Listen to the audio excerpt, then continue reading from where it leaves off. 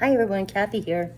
Um, I have tons of things to say because I have been off of this line for so long, and I'm not going to elaborate on every one of them. So I'm just going to kind of like go through some stuff. But one thing I really do want to do is tell you a story, and it's way different than I thought. So I guess I'll tell you this story, and you can make up your own mind. So I saw this person that was on, YouTube, and I was watching him for a while, and his name is Jonathan Clack, and you might want to remember that because after this you might want to look him up. He's got quite a few videos and has really done research and everything else, so you might want to give him a look up. Anyway, should I start here or should I start there? Let me tell you a story first. Okay, so the number one thing that you can do right now is to pray. Pray, and ask God for mercy. That's the number one thing you can do. And then also number one thing you do is read the Bible. Read the Bible and read the Bible. Because being Catholics, I swear, we were never really encouraged to read the Bible. And that's what it all is, right? The Bible is what the whole story is. So anyway, and some of the books are even gone because some people back in the day that were probably evil and greedy didn't want us to know everything, so they hid our history much as they're doing now by knocking over statues and all the rest of the stuff. So, I don't believe our world is 350 million years old. I just can't believe that because they're finding dinosaur parts, with, what do I want to say? I want to say meat. Yeah, kind of like that. And they're finding all these things, and then all of a sudden they're coming into all these tombs in Egypt, which I think really, they kind of hung around a long time.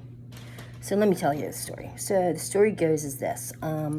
So God was in heaven with his angels, and he and his angels lived there. And God is, that's another one point. Number one, God is everything.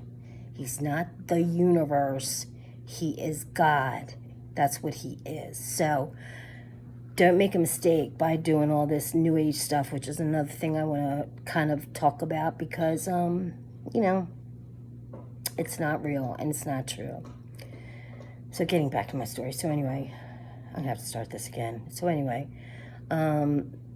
he was in heaven, God and his angels, and then his brightest star, his most beautiful, brightest angel, whose name was, Lucifer. He was the angel of light. That's what he was. And God loved him. He loves us, but of course he loved all the angels too. He loved everybody.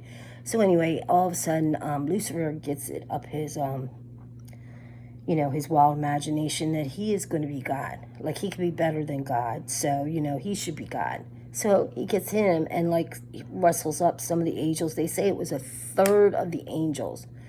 I don't know how I came up with this, but I get 200 from that. So all these angels came, with God, and they're going to, cause a big war. And there was a war in heaven. And the good angels fought against the bad angels, and they were kicked out. They lost. Michael took them down there to here, unfortunately. And they lost. And they've been mad ever since. And one of the big things that Lucifer was so mad at is that when God created us, man, he created us in his own image. Like someone once said, he didn't say he created angels in his own image. He created us in his own image. So he loved us, and then he breathed his soul, part of his soul, into us. He breathed the breath of life into us, and that's why we are alive. That's why we are here. But because of that, Lucifer hated us. He hates us because God loves us so much, and I guess at least we remind him of God, and so he just can't stand us. He would love to kill every single human on the planet. That's what Lucifer would like to do. But that's not going to happen because Jesus is coming, and he already won. He already won the fight because he already died on the crucifix for us years ago, and thousands of years ago, I will say that. And and because he was crucified, that saved us from our original sin that we made. Original sin, that gets back to the garden. So let's go back to the angels. So the angels are here, and we are here. And so Jonathan Clack kind of did this. I was highly offended at the beginning, but this is horrible, horrible drawing. But, I'm not my daughter. She's they're artists. Oh my God, this is so bad I can't even show it to you. Should have done it beforehand. Anyway. This is supposed to be yin and yang. Can you get that at all? Yin and yang. Yeah, one's dark and one's light in yin and yang. Did you ever notice they're all over the place and never thought of that before? What does that mean? They're like opposites of each other. And that's what I think it's trying to tell us, is that when Eve had relations with a snake in the garden and she took it back to her husband, what happened was is she got pregnant with his baby. So the Lord got really mad. Oh my gosh, so mad. And he turned him into, the snake. And that he would never stand again, or, he's going to eat that dirt all his life, which is another reason that makes him mad against us. And since she had done that, God said that he would put a seed in between his, Lucifer's, and hers. So Eve had twins. And when she had twins, she had one that was Cain, one that was Abel. So when you even see Cain and Abel, what do you think? One wasn't too good. One was very good. And so that's what happened. Now, I'm just thinking for my own self, they kicked Cain out and all that kind of stuff because he killed his brother. So he went away and he got married, it says. And I think to myself, well, who else is there but his mom, But I'm starting to think maybe those bad angels were there. So he was over there. And I'm starting to think they're kind of like the Egyptians. I know this sounds all off the wall. So from there on out, there's a part of us that is good. There's a part of us that is not good.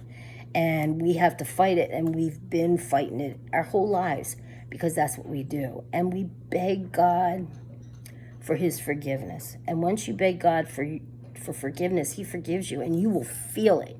You will feel it. It feels like bubbles. It feels like lightning. It feels like great. It's like so wonderful.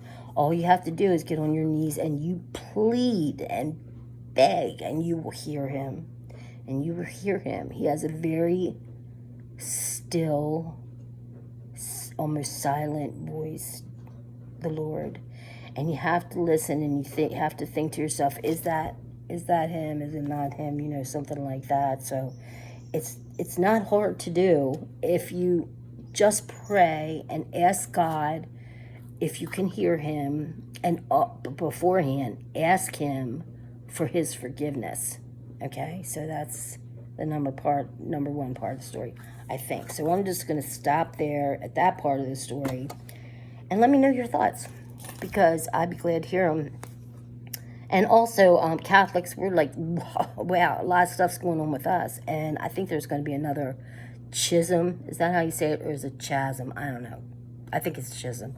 Another schism in the church, because now all of a sudden Pope Francis, who originally when he first came here was going to fix, I forget what he was going to fix, the pedophilia in the church and all this kind of stuff. Now all of a sudden he's all on board for, women being priests. Not in the Bible.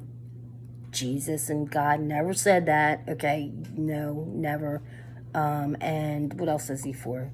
He is for gay marriage. Bible doesn't say that. The pedophilia, I don't even know what he thinks about that, but obviously he's involved with all that stuff.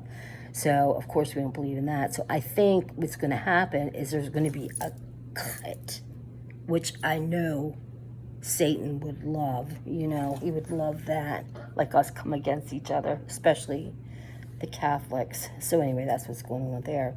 So I'll have to get into him a little bit more. And let's see what else is here.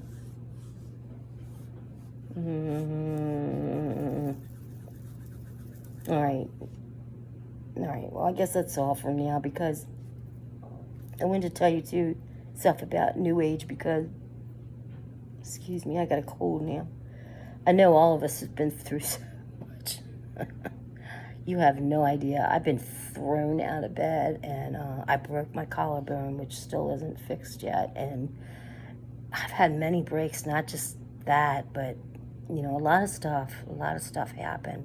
So it's been really difficult, but, you know, you just got to hang in there, because it's really not that much longer. And we hope that things go the way that we hope they go, like Christians hope that they go. So for now, that's all I have to say, and I'll see you next time. Bye.